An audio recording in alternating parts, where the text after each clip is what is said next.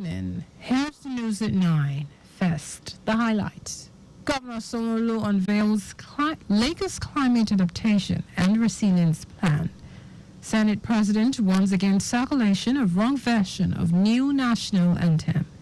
On foreign scene, Hamas submits response to Gaza ceasefire deal, seeks commitment. And in sport, Nigeria Premier Football League fines Rangers 5 million naira over unruly behavior of players' orders.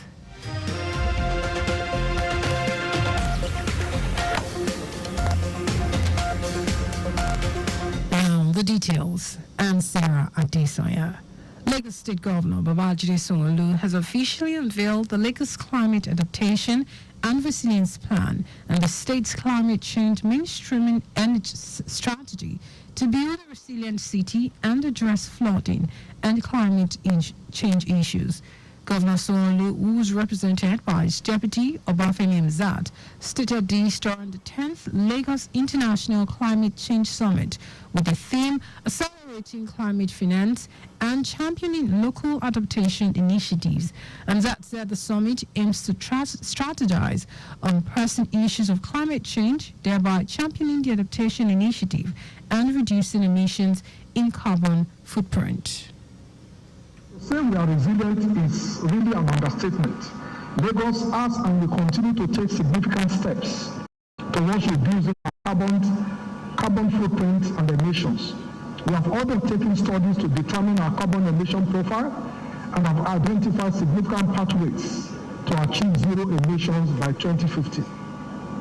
We must be forward-looking, and we are.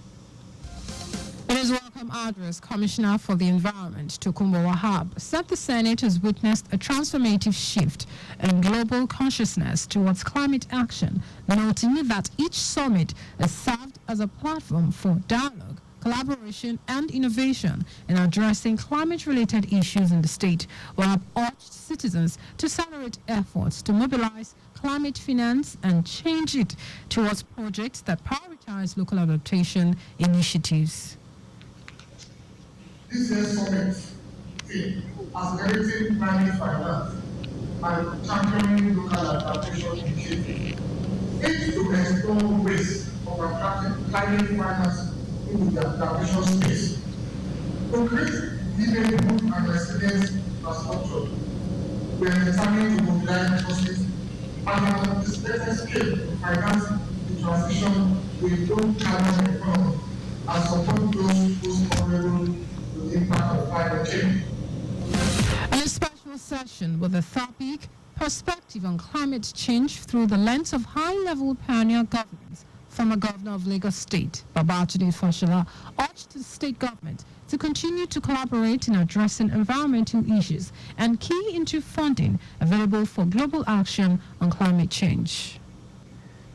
The occasion of this summit this year is a reassertion of the leadership role that we have played in all the continent in promoting the awareness about the opportunities as well as the challenges that come with climate change. The event was attended by the former Deputy Governor, Femi Pedro, royal fathers, stakeholders, environment sector, captain of industries, amongst others.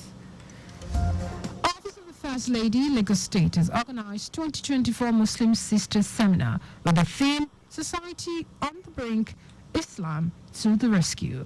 In a welcome address, wife of the Deputy Governor, Oluremi Hamzat, said the theme exposed hindrances of socio-economic and political development of the society, and as well as discharging duties as wives, mothers, grandmothers, and spouses of all officials of Lagos State government. Mrs. Hamzat urged women to nurture their children with Quranic values and knowledge to become agents of positive change.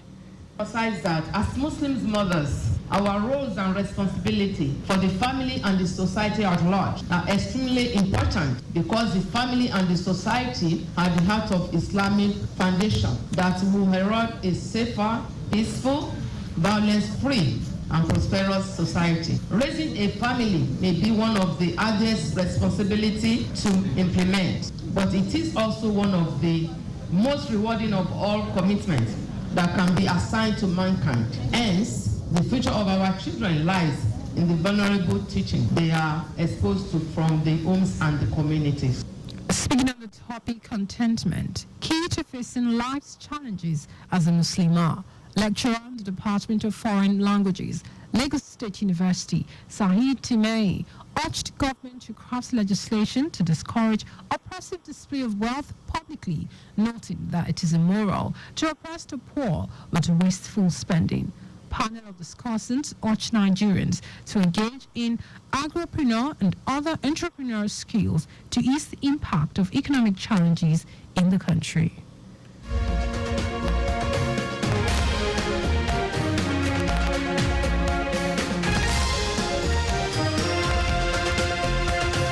Lagos State government has issued a call for heightened vigilance and the adaptation of precautionary measures to prevent the spread of a potential cholera outbreak in the state. This call follows an excess of severe gastroenteritis cases reported in the state in the last 48 hours. Speaking in the surveillance report, Commissioner for Health, Akin Abayami, said cases of severe gastroenteritis have been reported in communities around Itiosa, Lagos Island, Ikorodu, and Koshofe local government areas. Abayami explained that these cases have resulted in about 60 hospital admissions and 5 deaths and have been recorded mainly from patients presenting late with extreme dehydration. He noted that following recent rains, Lagos State has seen a notable increase in the case of severe vomiting and watery stools, saying urban slums and crowded areas with poor sanitation are particularly at risk. The commissioner enjoined citizens to rely on the Lagos State Ministry of Health, the Nigeria Center for Disease Control, NCDC, and the accredited local health facilities for guidance, advice, and updates on prevention, treatment, and management.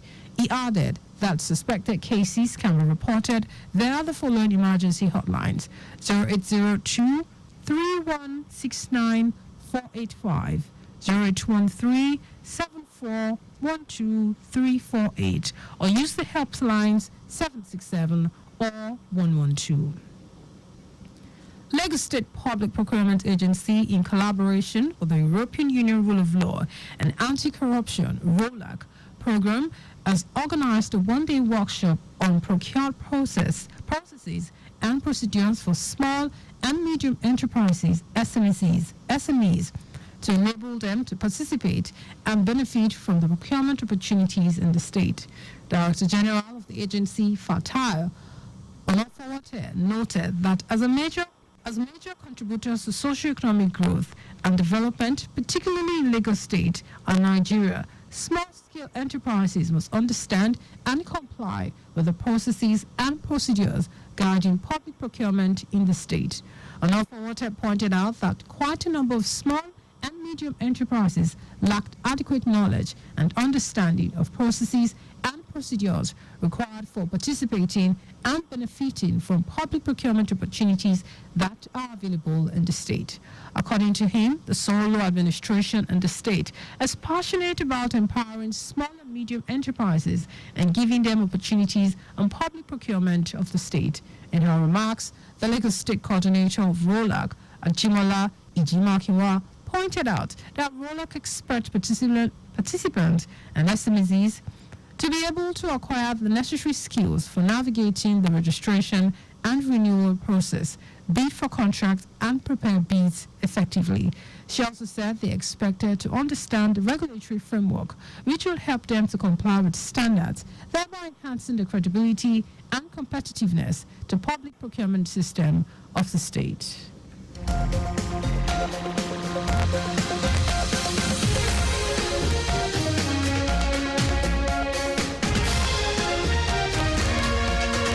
And now to the rest of the stories. The Senate President Godswill Akpabio has called out the National Orientation Agency, NOA, for teaching Nigerians the wrong version of the newly adopted old national anthem.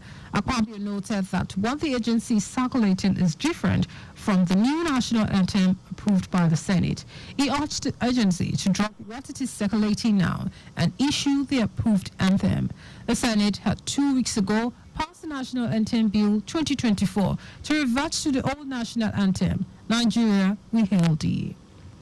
President Bola Tinubu is set to address the nation in a broadcast on the occasion of Democracy Day at 7 a.m. on Wednesday.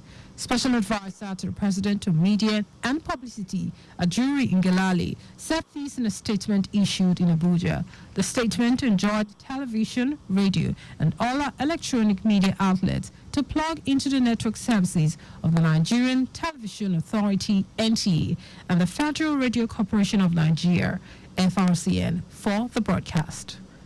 Former President Goodluck Jonathan is warned against handing over Nigerian children a democracy built on politics of region or religion. Speaking at the chairman of the National Symposium marking this year's Democracy Day at the Presidential Villa, Abuja, Jonathan criticized the winner-take-all approach in politics. He argued that this practice, which excludes other parties regardless of their performance in the polls, undermines political justice and the goal of fostering national unity. Jonathan urged the National Assembly to develop a system allowing political parties that achieve a certain percentage of votes in an election to have a role in governance.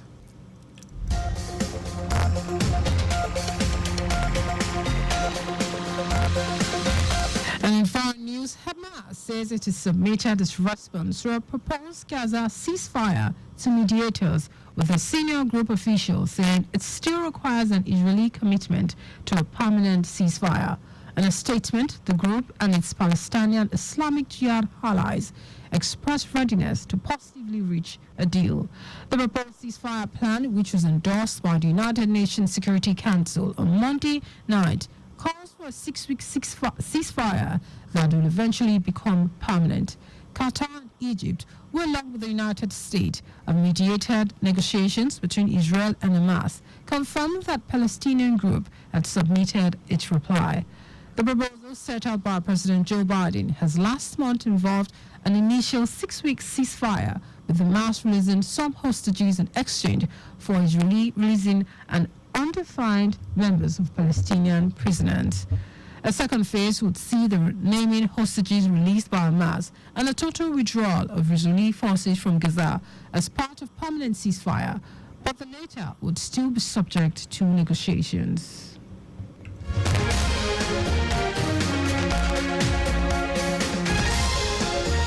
And in sports, Nigeria Premier Football League, NPFL, has handed down a $5 million fine to Rangers International for multiple infractions during the match against Eyimba International, held at Nnamdi Azikiwe Stadium in Enugu on Sunday, June 9. In a letter dated June 10 and issued to Rangers by the NPFL Chief Operating Officer David Sin Omumi, the league outlined several breaches of its rule committed by Rangers during the ill-fated encounter.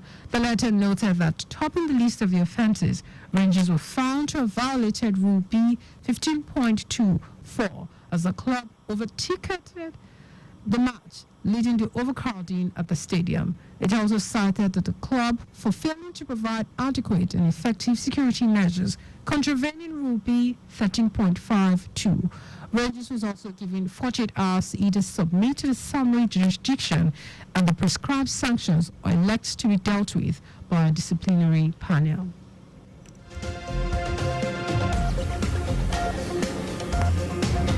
Just before we go, always slow down at road junctions, intersections, and pedestrian crossings. You can follow us and like all our various social media platforms: X, Traffic Radio 961, Instagram, Lagos Traffic Radio 961. Subscribe and watch our news and programs live on YouTube at Traffic Radio 961.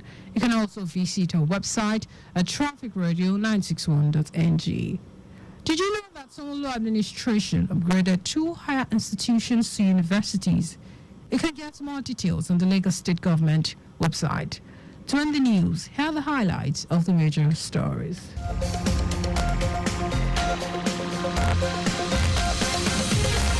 Lagos State Governor Babajide Sanwo-Olu has officially unveiled the Lagos Climate Adaptation and Resilience Plan and the state's climate change mainstreaming strategy to build a resilient city and address flood flooding and climate change issues. The Senate President, Godswill Akpabio, has called out the National Orientation Agency, NOA, for teaching Nigerians the wrong version of the newly adopted old national anthem. We also told you that Hamas has submitted its response to a proposed Gaza ceasefire to mediators, with a senior group official saying it still requires an Israeli commitment to a permanent ceasefire. And in sports, the Nigeria Premier Football League, NPFL, has handed down a 5 million naira fine to Rangers International for multiple infractions during the match against Iyimba International, held at the Nnamdi Azikiwe Stadium in Enugu on Sunday, June 9. For contact with the newsroom, send a message to info@trafficradio961.ng. That is the news broadcast compiled by Adewale Oluwokoroku. I'm Sarah Adesanya. Thank you for listening.